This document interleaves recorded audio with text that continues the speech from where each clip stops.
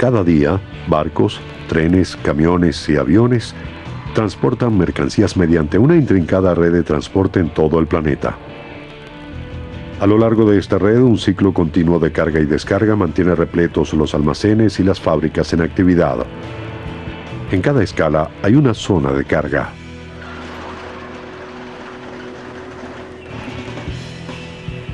Quizás la mayoría no se haya detenido a pensar en las zonas de carga, pero quienes forman parte de la industria del transporte saben que es el punto fundamental de sus negocios. Al llegar al centro de distribución, si se desea conocer el corazón del mismo, es necesario dirigirse a la zona de carga. Es posible determinar cómo se desenvuelve la actividad al observar lo que sucede en dicha zona. La zona de carga es un punto de conexión en el que el transporte y el almacenaje se entrelazan.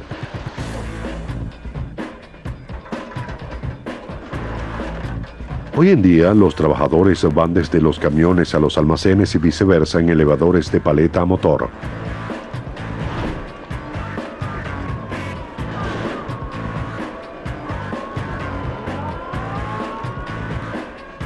La actividad es frenética y debe ser así.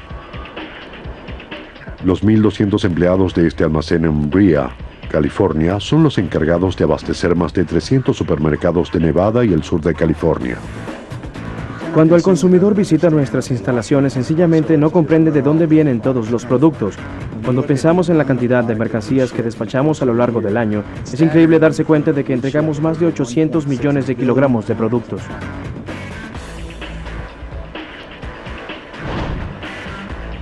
La actividad se mantiene 24 horas al día, los 7 días de la semana. Todo comienza cuando los camioneros llevan sus vehículos hasta una de las 200 puertas de la zona de carga. Acaba de llegar un camión y está siendo descargado. Las mercancías que hay en su interior son similares a estas 2.000 cajas de gaseosas. De allí se sacarán y se llevarán al almacén para su posterior entrega. Debido a la gran cantidad, cada paleta de productos entrantes debe presentar una etiqueta con un código de barras. Los administradores de la zona de carga utilizan escáneres de mano especiales para verificar cada paleta.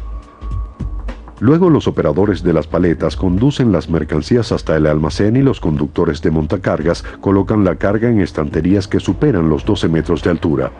Pero esa es solo la mitad del trabajo. Los miles de productos recibidos deben también entregarse y con rapidez. Artículos perecederos como la charcutería y los lácteos deben entregarse primero.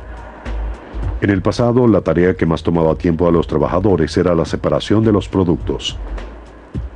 Los gerentes del almacén cuentan con lo que denominan un sistema mecanizado, una gran cantidad de correas transportadoras y escáneres electrónicos para clasificar las mercancías rápidamente. Empleados conocidos como seleccionadores toman los productos solicitados y los colocan en las correas transportadoras. La tarea no es nada fácil, ya que los alimentos deben mantenerse en buen estado. El almacén de 100.000 metros se mantiene entre 28 y 34 grados, según la temperatura requerida por las mercancías. La velocidad de la correa que está al fondo es de 150 metros por minuto, lo cual nos permite separar 200 cajas por minuto y 12.000 cajas por hora. Al finalizar el proceso de clasificación, las cajas descienden por una rampa y son examinadas por un sensor electrónico. Después de que la caja es escaneada, se supervisa mientras recorre la clasificadora. Al llegar al carril correspondiente, 4 rodillos se desvían y llevan el producto. El sistema mecanizado que tenemos en Brea nos permite seleccionar los productos para nuestras tiendas de manera eficaz y precisa. Pero aun cuando se trata de un sistema mecanizado, el componente humano es muy importante. Nuestros seleccionadores inician el proceso al colocar los productos en dicho sistema.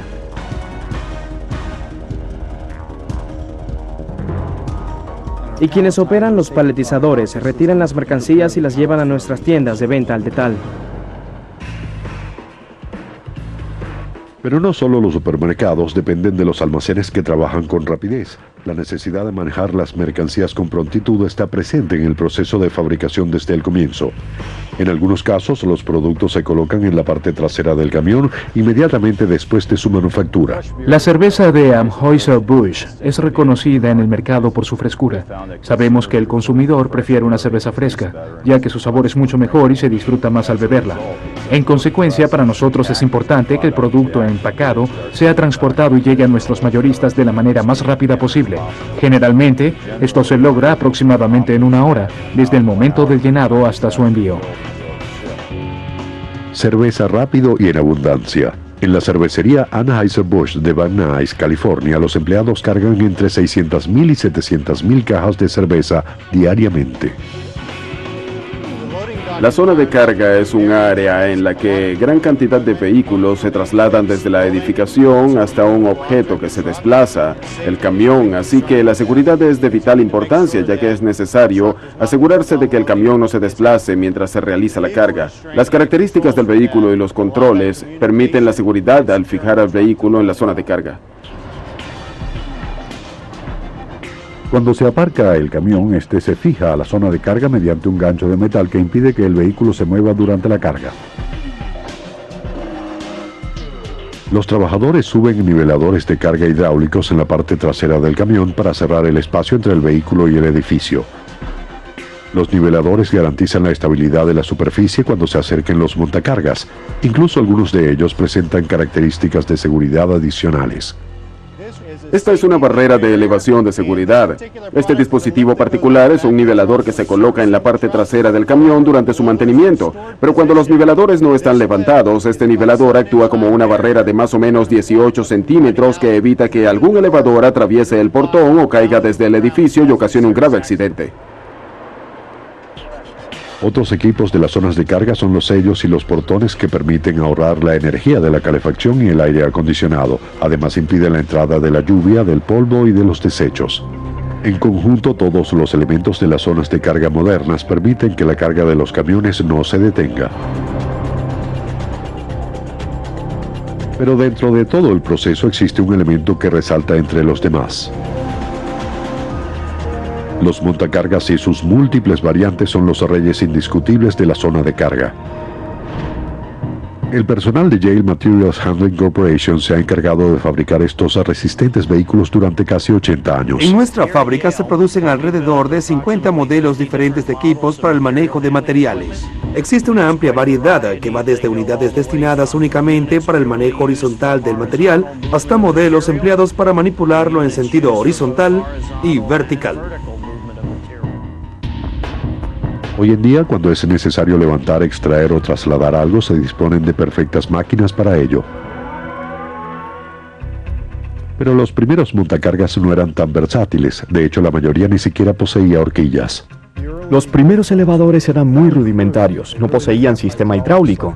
Algunos funcionaban con cadenas. De hecho, los primeros modelos eran elevadores meramente mecánicos, ya que estaban diseñados únicamente para levantar la carga a unos pocos centímetros del suelo para que pudiera ser transportada lateralmente. A comienzos de los años 20, los mecánicos empezaron a fabricar elevadores a motor. Debido a que el tamaño y la forma de la carga variaban, los trabajadores colocaban las mercancías sobre una plataforma.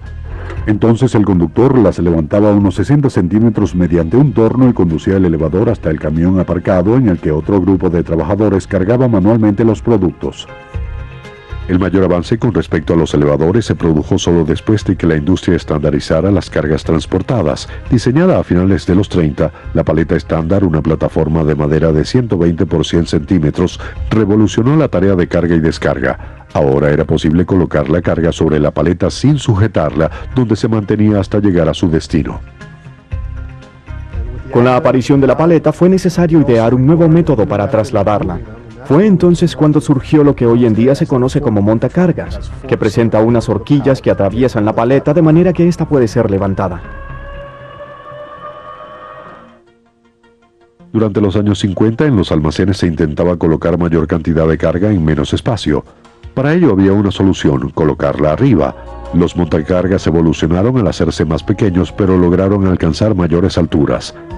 Hoy en día estos vehículos pueden elevarse hasta 15 metros y presentan horquillas de carga articuladas que extraen delicadamente las paletas de anaqueles a gran altura. Pero este aumento de la altura representó nuevos peligros para sus conductores. debido a que podía elevarse la carga mucho más, y a que se colocaba una mayor cantidad de esta en la paleta, existía la posibilidad real de que una de las cajas cayera y golpeara al operador en la cabeza, y no había seguridad en los primeros elevadores que evitara esto. Así que a finales de los 50 y en los 60, las compañías comenzaron a pensar en ello e idearon algunos dispositivos de seguridad, como los respaldos para la carga y estructuras que protegían al conductor. Pero en la mayoría de los casos se trataba de dispositivos opcionales y no siempre presentes. Gracias a los montacargas con mayor alcance, versatilidad y mucho más seguros, los trabajadores pueden cargar y descargar casi todo con mayor rapidez que antes.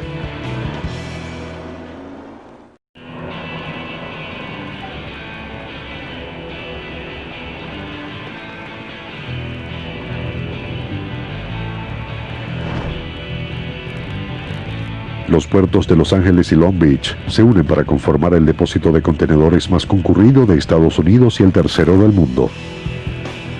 Anualmente los empleados manipulan en el puerto casi 130 millones de toneladas métricas de carga valoradas aproximadamente en 200.000 millones de dólares.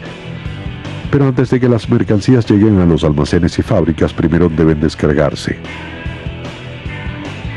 APL Limited es una de las mayores consignadoras transatlánticas del mundo y su depósito de contenedores en el puerto de Los Ángeles Long Beach es una de las zonas donde la carga se realiza con mayor rapidez.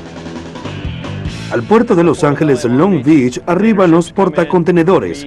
Cada semana se reciben aquí 9 buques aproximadamente y se moviliza un promedio de 18.000 contenedores que se cargan y descargan de los buques semanalmente. Grúas puente descargan los contenedores de los buques. Los operadores de las grúas se encuentran a una altura de 35 metros manejando los controles desde una cabina. Desde estos puntos estratégicos ellos elevan rápidamente los contenedores y los colocan en los camiones. Posteriormente, estos vehículos especialmente diseñados trasladan los contenedores hasta el almacén donde son depositados. Se descarga el contenedor del buque, un operador lo registra, el sistema determina dónde será colocado y se envía un mensaje hasta el camión para que lo deposite en la quinta hilera. El conductor lo libera y lo coloca en dicha hilera, lo deposita allí. Luego oprime un botón señalando el fin de la labor y recibe nuevas instrucciones automáticamente. Con más de 10.000 contenedores almacenados, los gerentes dependen de ese indispensable organizador de la vida moderna, la computadora. Gracias al sistema operativo del terminal podemos determinar la ubicación en el almacén de cada contenedor que ingresa y sale de las instalaciones. El sistema informa acerca de diversos detalles que pueden mostrarse en pantalla en todo momento. Es posible ubicar un contenedor en particular, así como su información sobre el transporte, la ruta, su longitud, su altura y su peso. Los avances logísticos, la estandarización de los contenedores y las enormes máquinas permiten a los empleados descargar aún los buques más grandes en pocas horas. En el pasado, la carga y descarga de buques demoraba días o semanas, debido a que los pueblos de la antigüedad realizaban casi todas sus actividades con sus manos. Sin embargo, para realizar este proceso de carga era necesario algo de minuciosidad. Los trabajadores de las canteras utilizaban las barcazas del Nilo de aproximadamente 60 metros de largo para el transporte de obeliscos que pesaban cientos de toneladas. Los investigadores no han logrado aún determinar cómo se erigieron estas estructuras y qué decir de su transporte. Una teoría propone que los obreros egipcios enterraban la barcaza en la arena de las riberas del río. Después se utilizaban sogas y trineos para arrastrar los monumentos y colocarlos sobre las embarcaciones cubiertas de arena. Después de colocar los obeliscos adecuadamente, los obreros extraían la arena de la barcaza para depositar los obeliscos en la embarcación. Posteriormente se retiraba la arena que rodeaba la barcaza para permitir su desplazamiento. Lo que sí es cierto es que para los egipcios y otros pueblos de la antigüedad, la tarea en las zonas de carga era ardua.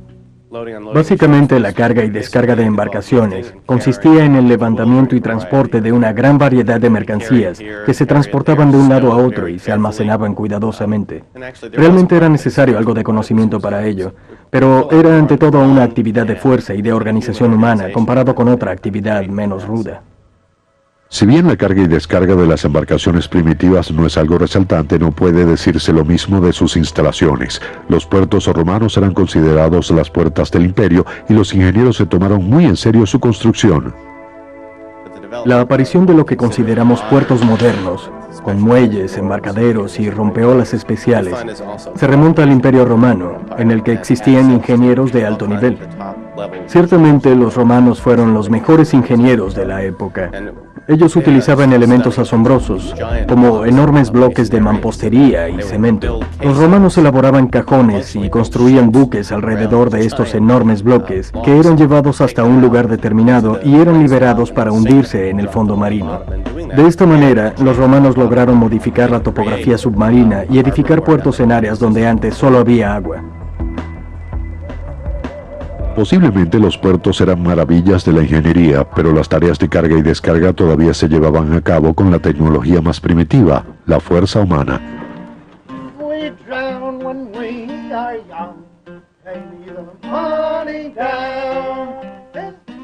En la época de los buques de vela, esa fuerza provenía de obreros locales denominados estibadores, quienes cargaban y descargaban mercancías en los muelles. En otros lugares, la tarea de los estibadores recaía en aquellos hombres que sencillamente vivían en las costas. En todas las épocas, las ciudades portuarias han sido reconocidas como lugares bulliciosos y peligrosos, repletos de personas de diferentes culturas, diferentes lenguas, de diferente origen socioeconómico, todos entremezclados. Cuando la tarea de cargar los buques manualmente se demoraba, los marineros disponían de un gran lapso de tiempo durante el cual desembarcaban, se alimentaban en las tabernas y visitaban a las prostitutas. Las ciudades portuarias también tenían su lado oscuro. Circulaban rumores sobre jóvenes que se desmayaban en las tabernas, de quienes luego se sabía que eran marineros embarcados por la fuerza. Muchos propietarios de embarcaciones se quejaban de la cantidad de mercancías robadas, no durante largas travesías, sino durante su traslado al almacén. Tanto en esa época como en la actualidad, resguardar la carga de la tripulación, de los estibadores y de todos aquellos que querían transportarla y obtener alguna ganancia es un aspecto importante del negocio. Los chinos utilizaban vasijas de cerámica en las que introducían vasijas de cerámica más pequeñas para protegerlas del clima y del robo. En el siglo XIX e incluso antes, los navegantes occidentales recurrieron a la fabricación de barriles y toneles con la misma finalidad, proteger la carga del clima y del robo. Pero estas medidas eran insuficientes. Puede que la labor de carga fuese una tarea de fuerza, pero había que saber hacerla. Para los comerciantes era mejor perder algo en manos de los estibadores que debido a la fuerza del mar. Si se carga una embarcación de manera incorrecta, es probable que ocurra un accidente.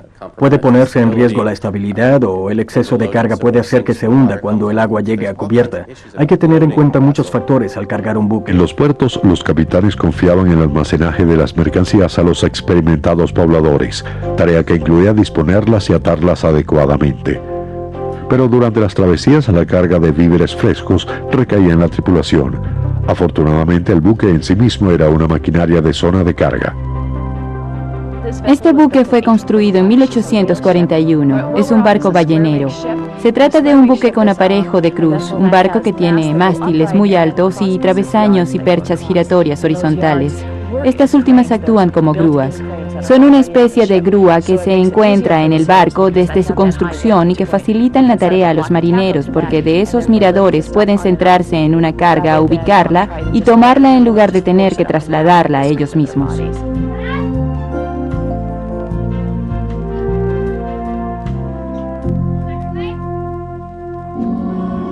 Los marineros usaban enormes redes de carga elaboradas con sogas para embarcar todo tipo de mercancías en los buques, pero un objeto en particular contenía la mayor parte de la carga, el modesto barril. En el siglo XIX fue el equivalente del contenedor metálico de hoy. El barril se utilizaba como contenedor de diferentes productos. Podía contener vino, agua, whisky, todo aquello que generalmente pensamos puede transportarse en barriles.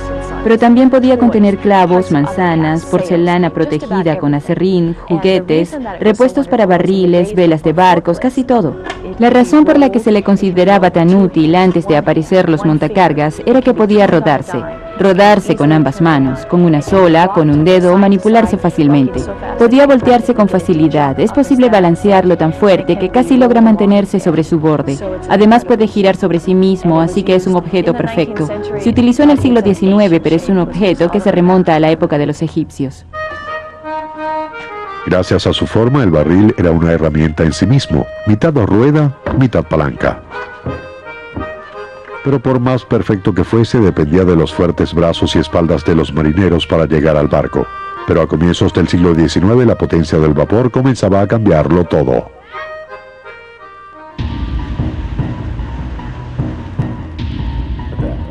La utilización del vapor en los mecanismos de carga cambió las cosas en gran medida. De un momento a otro ya no se necesitaban 7 hombres para alar una soga y mover una carga. Una caldera y un motor a vapor podían hacerlo más rápido y a menor costo. Pero el vapor era mucho más que un catalizador de la velocidad. Durante más de un siglo, los obreros debieron enfrentar el desafío de la mecanización y el derecho a organizarse. La confrontación desembocó en uno de los días más sangrientos en los almacenes. El 5 de julio de 1934, cerca de los muelles de San Francisco, la policía disparó contra huelguistas que lanzaban ladrillos. 2 hombres murieron y alrededor de 80 resultaron heridos durante lo que luego se denominaría como el Jueves Sangriento. Las protestas públicas ante tal brutalidad fortaleció la causa de los trabajadores. Ya en los años 50 los estibadores se habían impuesto y su sindicato se había convertido en uno de los más sólidos del país. Los trabajadores de los muelles se convirtieron en el emblema del movimiento obrero estadounidense. En los años 50 los estibadores trabajaban en grupos de 8 hombres a los cuales se les asignaba una bodega. Los estibadores que embalaban las mercancías tenían que trabajar en equipo para colocarlas en el barco de manera segura y eficaz a fin de que se mantuvieran estables durante la travesía. Además trabajaban cuidadosa y eficientemente en la descarga de las mercancías para que ni ellos ni la carga sufrieran daños. Todo este trabajo en equipo en las bodegas se realizaba en medio de un gran ambiente de camaradería, de ingenio y creatividad. Si bien trabajaban de manera muy coordinada, el equipo debía permanecer alerta. La labor en una bodega de carga podía ser muy peligrosa. Al descargar las mercancías, su estado dependía de las habilidades de las personas que las habían depositado en el buque en algún lugar del mundo. Debido a que las olas ocasionan que los barcos suban a una altura de 3, 5 o 8 metros, la embarcación se balancea enormemente y las mercancías pueden correrse si no están bien distribuidas y al intentar descargarlas puede ocurrir algún accidente. Pero la utilización de los contenedores desde finales de los 70 constituyó una revolución y generó el resurgimiento de la antigua rivalidad entre el hombre y la máquina. El cierre de los consignatarios del occidente de Estados Unidos generó pérdidas en la economía de ese país, calculadas en 1.000 o 2.000 millones de dólares diarios. La causa del conflicto fue la antigua controversia de pérdida de empleos debido a la mecanización, pero el uso de contenedores ciertamente es ventajoso. Esto cambió muchas cosas, realmente aceleró la tarea. Anteriormente los buques permanecían días o semanas en los puertos y ahora permanecen solo unas horas. Los barcos pueden realizar una travesía de 2 semanas y cargar o descargar mercancías en tan solo 15 minutos, reduciéndose así los costos. Hoy en día muchos temen que esa reducción de costos vaya en detrimento de la seguridad. Solo 3% de los contenedores que ingresan en Estados Unidos son inspeccionados, por lo cual muchos legisladores se preguntan qué tipo de mercancías llegan a los puertos. Por ello, el Congreso está tratando de destinar más de $1.000 millones para escáneres de cargas y protección adicional para los puertos. Sus detractores arguyen que esto no será suficiente para garantizar la seguridad, pero tratándose de esta suma algo se es seguro. Las zonas de carga deberán seguir funcionando debido a que se han convertido en un elemento indispensable de la economía mundial. Cerca de 6 millones de toneladas son transportadas diariamente por tren en Estados Unidos, pero muchos trabajadores ferroviarios nunca logran saber lo que transportan. Al igual que en otros medios de transporte, el contenedor hermético de acero ha revolucionado las zonas de carga ferroviarias. Los trabajadores del Centro Intermodal de Transferencia de Contenedores Eagle Marine, que se enlaza con el puerto de Los Ángeles Long Beach, recibe 2 o más trenes al día. Cada uno puede transportar 200 contenedores, así que en este centro se cargan y descargan hasta 2.000 contenedores por semana. Quizás los contenedores de acero sean algo nuevo, pero las mercancías han sido transportadas en trenes casi desde que el primero de ellos se puso en marcha. Alrededor de 1830 o 1831 se crearon los primeros vagones de carga y se realizaron pruebas con diferentes modelos. Pero los primeros trabajadores ferroviarios se enfrentaron a una dificultad que se había presentado en otros métodos de transporte, un trabajo agotador. Una de las dificultades radicaba en que la superficie sobre la que se colocaban las mercancías se encontraban a gran altura del suelo. Al principio eran básicamente los trabajadores quienes pasaban apuros para bajar del vagón abierto, ya fuesen barriles, cajones y otros objetos. Afortunadamente para los primeros empleados de los depósitos, las dificultades pronto terminarían. Alrededor de 1845, antes de llegar a 1850, en las estaciones de trenes de las grandes ciudades, se produjo la creación de la plataforma, la cual no solo se utilizó para pasajeros, sino también para mercancías. Es una estructura creada para colocar una superficie plana al mismo nivel de la puerta de los vagones de carga o de pasajeros. En lugar de tener que levantar con esfuerzo las mercancías del vagón de carga para colocarlas en el suelo, es más fácil descargarlas en esta plataforma, en cuyo extremo hay una larga rampa que puede colocarse ante un vehículo con ruedas como una carretilla o un vagón. Donde no se disponía de plataformas, los trabajadores utilizaban carretillas para las cajas y baúles que por ser pequeños podían transportarse manualmente. Estas son algunas de las primeras carretillas para equipajes y de las mercancías que se transportaban en ellas. Por lo general se les llevaba a las afueras de la estación, se colocaba la carga de las furgonetas o camiones y se llevaba hasta el vagón. Su altura era similar a la del vagón, a fin de que pudiera trasladarse la carga al mismo fácilmente. Pero con el tiempo los trenes serían utilizados para transportar una carga mucho más pesada. La Guerra de Secesión fue uno de los primeros conflictos de gran magnitud que dependió enormemente de los medios de transporte modernos. La novedosa tecnología de las zonas de carga cambiaría definitivamente los ferrocarriles y la manera de combatir. Durante la Guerra de Secesión fue notable el uso de las grúas para descargar, por ejemplo, la maquinaria pesada destinada a una fábrica de fusiles, de cañones o para alguna actividad relacionada con la guerra. Así pues se produce la instalación de grúas cerca de las estaciones de trenes y en sus almacenes de manera permanente. Poco después de la guerra, el 10 de mayo de 1869, en Promontory Summit, Utah, los dignatarios colocaron el último riel del tren transcontinental, una red ferroviaria en constante expansión a lo largo de todo el país. La rapidez y eficiencia de los trenes generó un efecto notable en la minería. Los dueños de las minas de todo el país comenzaron a explotar numerosos yacimientos de minerales y de carbón considerados inaccesibles hasta entonces. Las minas de carbón eran tan profundas que las aberturas de las mismas se encontraban a cierta altura. Se trataba de un tren pequeño en el que se sacaba de la mina el combustible en pequeñas carboneras. Luego la mercancía se vaciaba en los vagones de carga de las tolvas desde arriba. Los industriales idearon métodos para descargar los vagones con mercancías secas con mayor rapidez. En esta filmación de fines del siglo XIX aparecen obreros introduciendo un vagón con carbón en un enorme tambor giratorio, el cual da vueltas al vagón para vaciarlo. Pero finalmente los diseñadores de vagones prefirieron las fuerzas de la física en lugar de la compleja maquinaria. Este es un vagón de acero convencional con una tolva abierta. Principalmente transportaba carbón, pero también transportaba mineral de hierro. También podía adaptarse para transportar astillas de madera y arena. Este vagón se abría colocando una barra de Jackson en estos agujeros.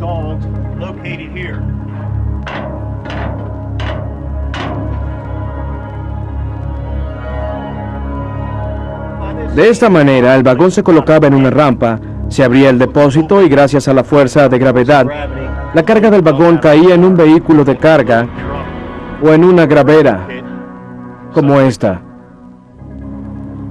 La nueva estructura de las zonas de carga permitía la interrelación de los diferentes métodos de transporte. En la región de los Grandes Lagos, la minería y los buques evolucionaron paralelamente. Pero a finales del siglo XIX los trenes se incorporaron al conjunto. Los trenes fueron incluidos en los sistemas de carga.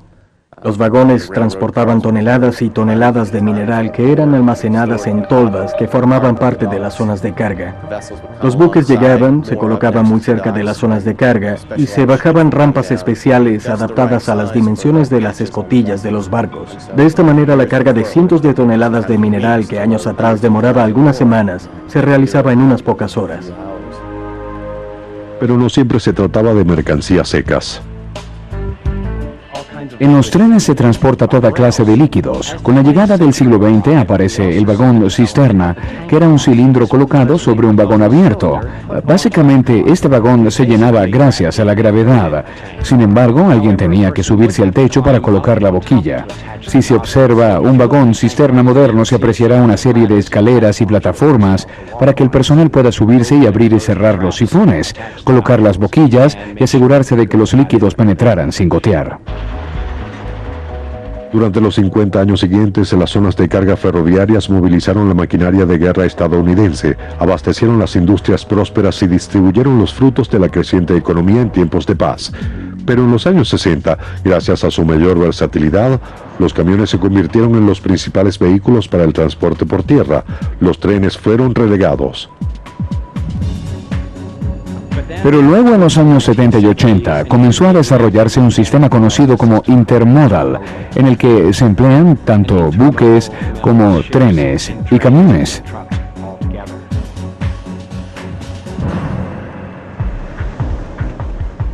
El sistema intermodal permitió que los trenes continuaran siendo parte del transporte terrestre.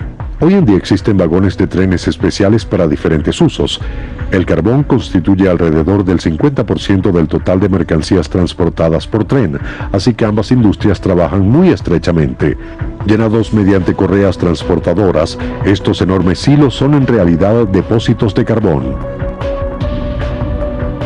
Al llegar el tren, toneladas de carbón se arrojan rápidamente en los vagones vacíos. Por las vías se desplazan vagones abiertos, vagones múltiples, transportadores especiales de acero en espiral, de autos y por supuesto vagones con contenedores, cada uno con especificaciones de carga y descarga diferentes. Con aproximadamente 40% de las mercancías transportadas por tren en Estados Unidos, los depósitos ferroviarios continúan siendo las zonas de carga más concurridas del país.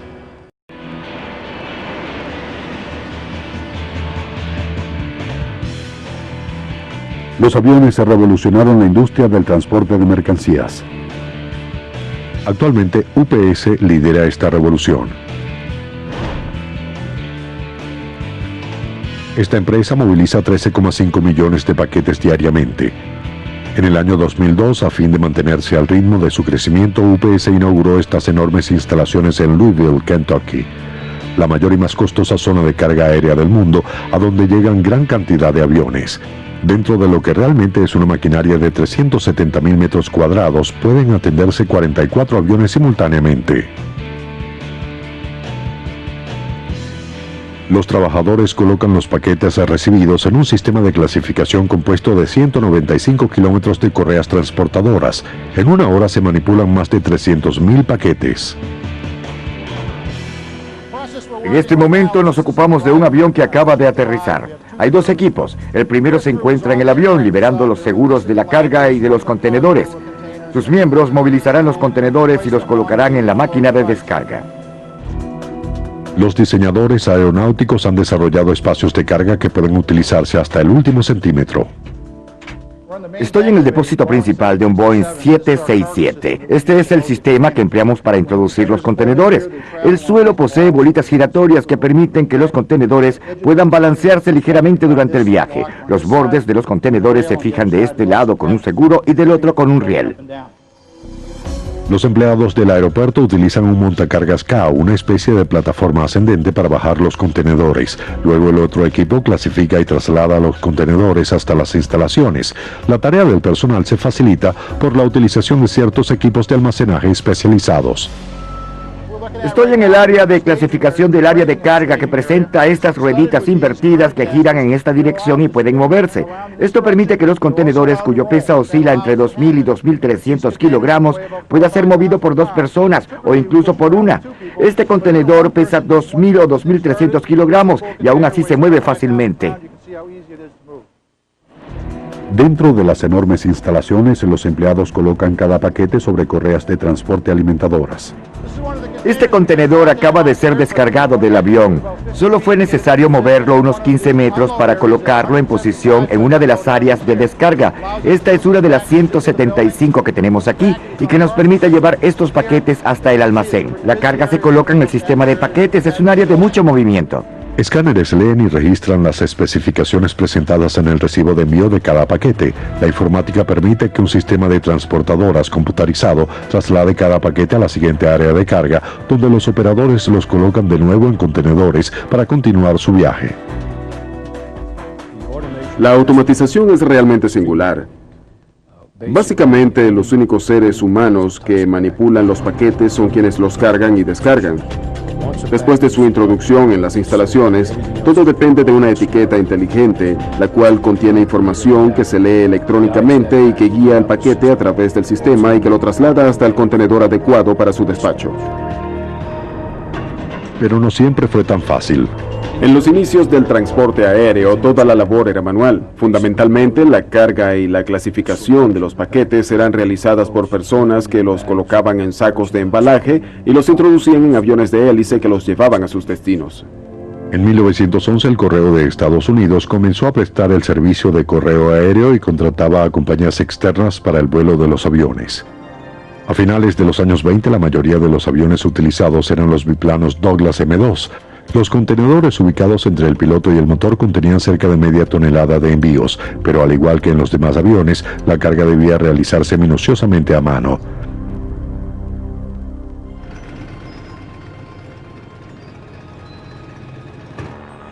Durante los 15 años siguientes, los adelantos de la aviación permitieron el transporte de una mayor cantidad de carga con mayor eficiencia. Pero hubo que esperar hasta el estallido de la Segunda Guerra Mundial para que el planeta fuera testigo de las verdaderas posibilidades del transporte aéreo. Durante la Segunda Guerra Mundial fue necesario movilizar toneladas de carga para abastecer los frentes, municiones, alimentos, ropa. Era preciso transportar todo aquello que puede considerarse como necesario para apoyar al ejército. El Comando de Transporte Aéreo de Estados Unidos fue creado el 20 de junio de 1942. Durante la guerra, los pilotos del comando transportaron más de 1 millón de toneladas de pertrechos militares muy importantes.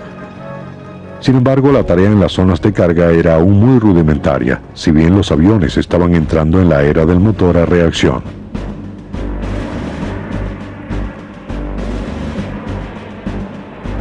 El motor a reacción permitió que los aviones se convirtieran en eficientes transportes de carga. La Fuerza Aérea estadounidense fue una de las primeras en reconocer las virtudes del transporte en jets. A comienzos de los 60, el Pentágono puso en servicio el C-141, cuya zona de carga formaba parte del avión.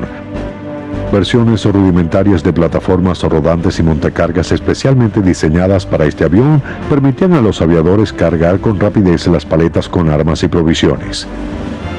Pero la rapidez y facilidad como se realizaba la carga palidecía ante el método de entrega. Los paracaídas se adaptaban a todo tipo de carga. Cuando el C-141 volaba sobre el lugar de descarga, los aviadores arrojaban las mercancías por la parte trasera del avión.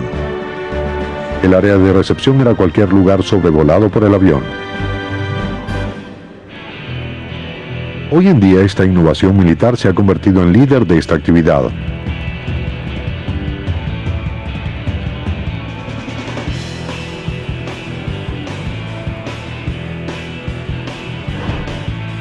La interacción de las modernas zonas de carga aéreas y la aviación implica que prácticamente todo pueda llegar al otro lado del planeta en cuestión de horas. A medida que aumenta la necesidad de producir mercancías de manera incesante, la diferencia entre las zonas de carga y los depósitos es cada vez menor.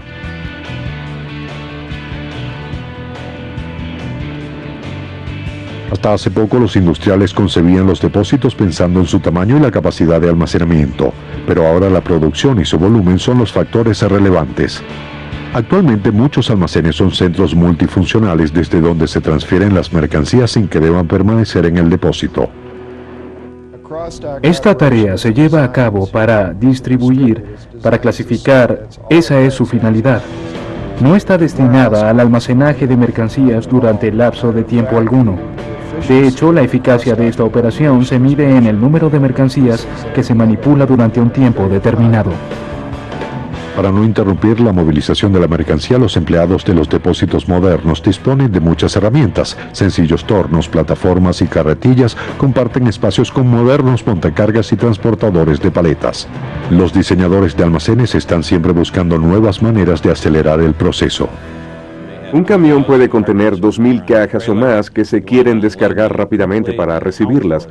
Por ello, hoy en día en las instalaciones se dispone de una correa que se prolonga hasta el camión y que incluso puede elevarse para facilitar la operación de descarga.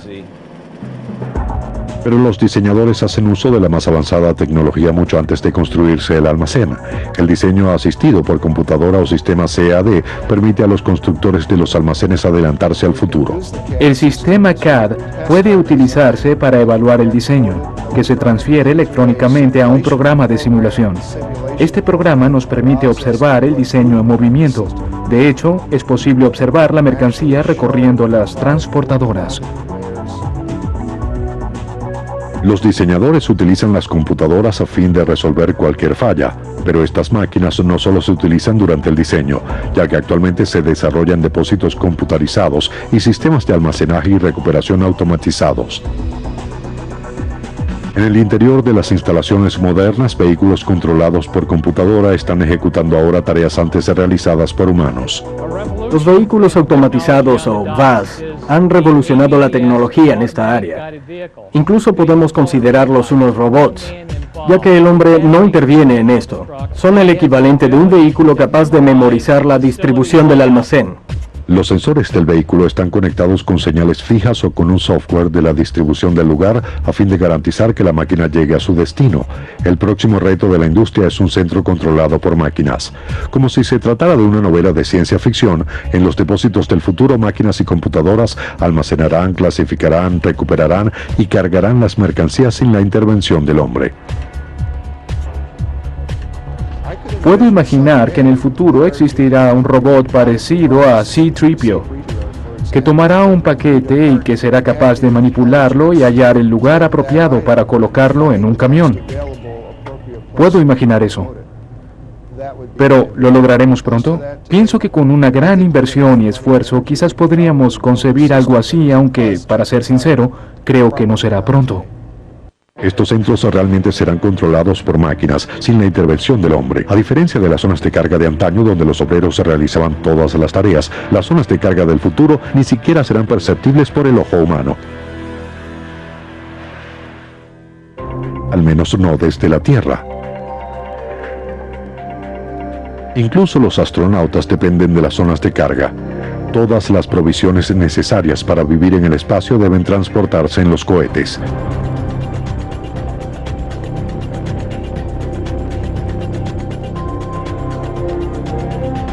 A pesar de los avanzados sistemas de despacho y las características de las estaciones espaciales, los astronautas, al igual que los trabajadores de los depósitos, deben descargar la mayoría de los suministros con sus manos, lo cual es mucho más fácil si los paquetes no pesan. La mayor dificultad que tienen los astronautas radica en manipular los paquetes en un espacio tan reducido y mantener todo bajo control, así que recurren a una versión espacial del paso de cubetas. Los astronautas se colocan a lo largo de la línea de transferencia y se pasan la carga unos a otros. En un curioso regreso al pasado, la zona de carga más moderna depende de la manifestación de tecnología más primitiva, la fuerza humana.